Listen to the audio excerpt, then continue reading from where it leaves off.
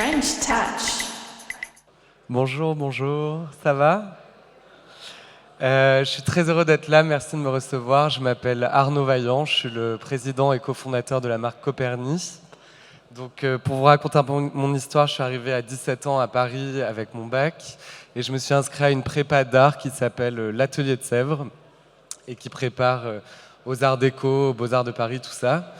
Et en milieu d'année, je me suis rendu compte que je n'étais pas un créatif, ce qui est compliqué parce qu'on parle de création aujourd'hui. Et hier soir, en préparant mon speech, je me suis finalement rendu compte que j'en étais un.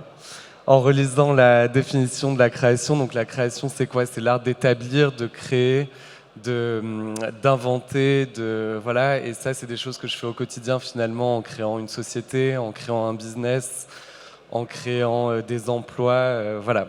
Donc pour la petite histoire, Coperni, ça existe depuis 5 ans, enfin ça existait il y a 10 ans, ensuite on allait chez Courrèges, on l'a relancé il y a 5 ans. Et j'appelle Coperni techno-chic, c'est un mix entre beaucoup de technologie, d'innovation, et à la fois beaucoup de rigueur, de fabrication, de broderie, de made in France, de choses comme ça. Aujourd'hui, on est vendu dans à peu près 300 points de vente dans le monde, on commence à faire plusieurs millions de business, ça commence à être bien. C'est rentable, ça c'est ma fierté, c'était important que ça le devienne rapidement. Et donc ça, c'est pour l'histoire de Coperni.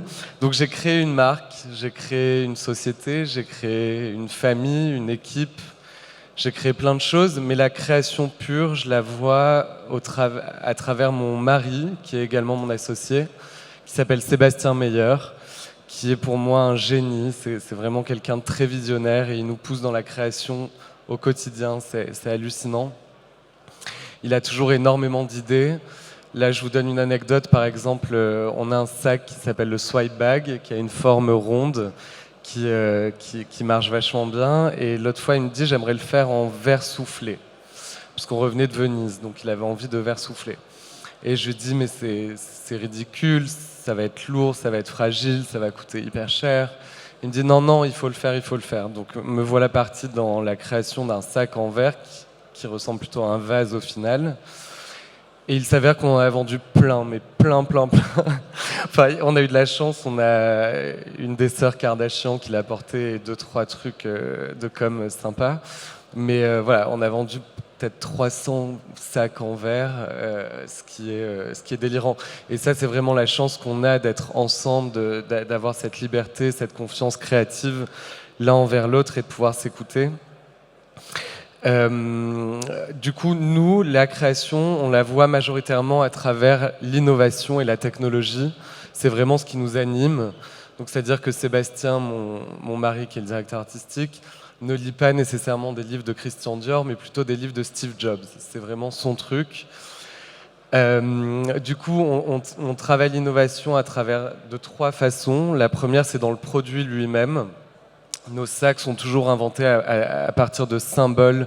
Donc, par exemple, le Bluetooth, il va retourner le B et en faire un nœud qui va être le fermoir d'un sac, le signe du Bluetooth, ou le signe de la Wi-Fi, enfin, voilà, toute l'iconographie de la tech. Mais aussi dans les matières, par exemple, on peut acheter une matière qui a un jersey un peu stretch, comme un lycra, qui est hydratant pour la peau, qui protège des UV du soleil. Voilà, donc on l'achète avec ses particularités et ensuite on vient le tremper dans un bain en Suisse qui a des molécules d'argent et en fait l'argent bloque le virus. Donc du coup, durant le Covid, on a fait toute une série de vêtements avec ce jersey protecteur. Donc on peut retrouver l'innovation soit à travers les produits, soit à travers la communication. On adore essayer des nouveaux trucs. Donc là récemment, on a fait une campagne en XR, c'est Extended Reality, c'est un mix de VR, de plein de trucs. Et en gros, ça permet d'étendre. C'est ce qu'ils utilisent pour tourner Star Wars. C'est comme un set, mais au lieu du fond vert, on a des écrans qui vont créer un monde géant. Ou alors là, récemment, on a fait un truc un peu dingue. On a créé un algorithme.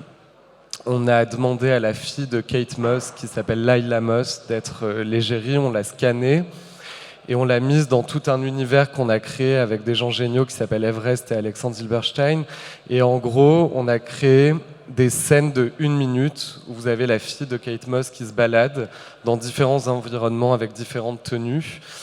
Et en fait, l'algorithme va toujours le faire évoluer à travers les saisons, à travers l'heure de la journée, à travers les vêtements, à travers tout. Et ça va créer pendant 6 mois plus de 300 000 vidéos différentes.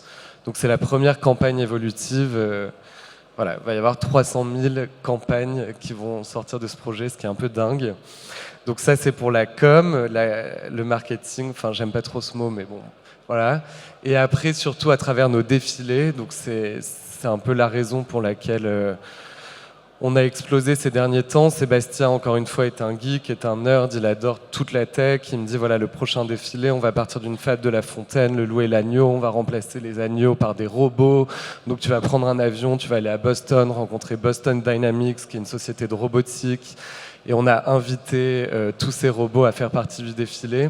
C'était un peu flippant. Enfin, moi, j'ai adoré, mais voilà, les gens, certaines personnes ont encore un peu peur de la tech, et nous, c'est vraiment ce qu'on prône. On croit, enfin, l'intelligence artificielle notamment pour nous est certainement la plus grande révolution que l'on vivra de notre vivant. Et voilà, on aime se battre pour ces choses-là, à condition qu'elles soient bien entourées, bien sûr. Et durant la pandémie, les défilés étaient interdits. On a également fait un défilé avec des voitures. On a contourné la loi.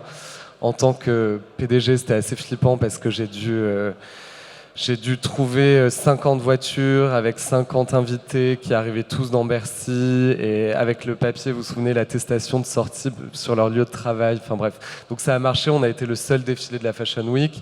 Et plus récemment, on a fait celui avec Bella Hadid et le scientifique qui a sprayé une robe sur elle en live. Et ça, c'était dingue. Ça a fait le tour du monde.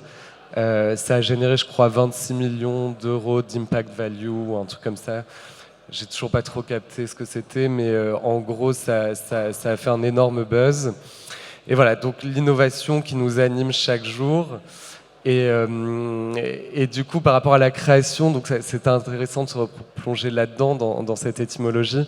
Je pense qu'il y a des choses qui nous animent tous, à savoir la passion que j'espère on a tous dans nos métiers, l'ambition qui nous pousse à aller plus loin. J'avais rencontré Kevin Spacey, vous savez, l'acteur américain, qui m'avait dit: c'est quoi pour toi la chose la plus importante qui sauvera les humains? Il m'avait dit la curiosité, ce qui est pas bête. Mais en vrai, je pense que c'est la création. Je pense qu'en créant, on avance tous. Et je suis content de me dire que finalement, je suis un créateur. Voilà, merci à tous. Bonne journée.